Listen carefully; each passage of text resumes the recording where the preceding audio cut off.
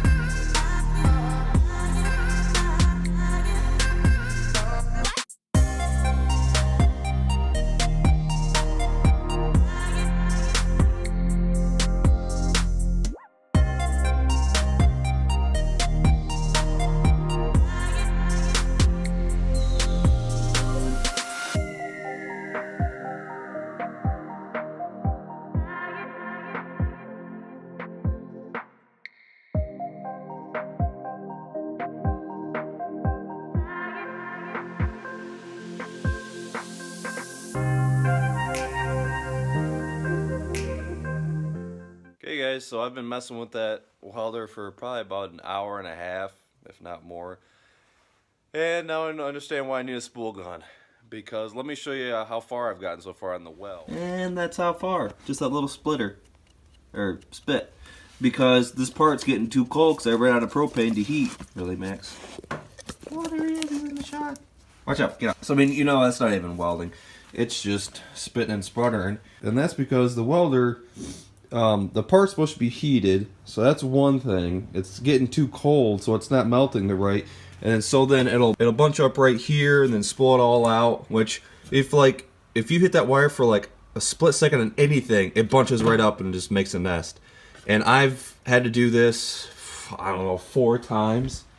I mean, I've wasted all that metal trying to mess with this. And I tighten this all the way down, and it goes just smooth, just fine. But if you hit like I said, if you hit one bump or something on the other end and it stops for like anything, it just bunches right up, big old nest. So I'm gonna try taking this off. I'm gonna try to go to my buddy's house, see if we can figure something out with his welder. And he has a heater in his garage, so we can heat that part up a little bit better.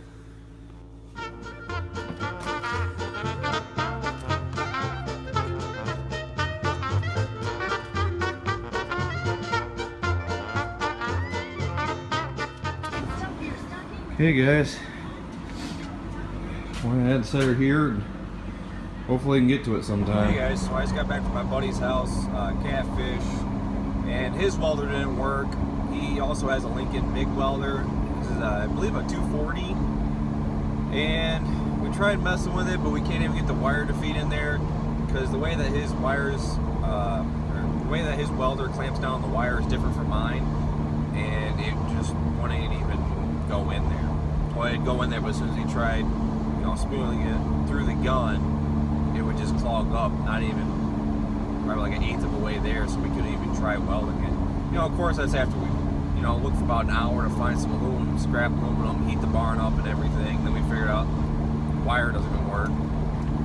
But we're gonna try.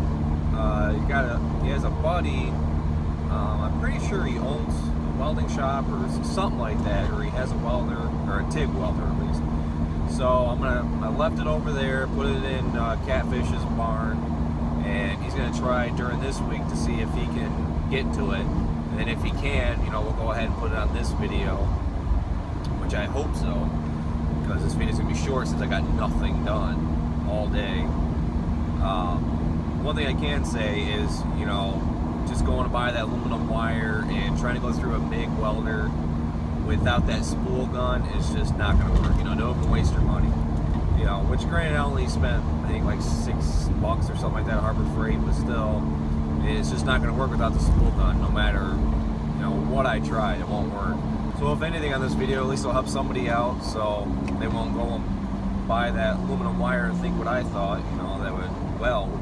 Which, you know, Catfish brought up a good thing. I didn't even think about it being cast aluminum. I was just thinking aluminum.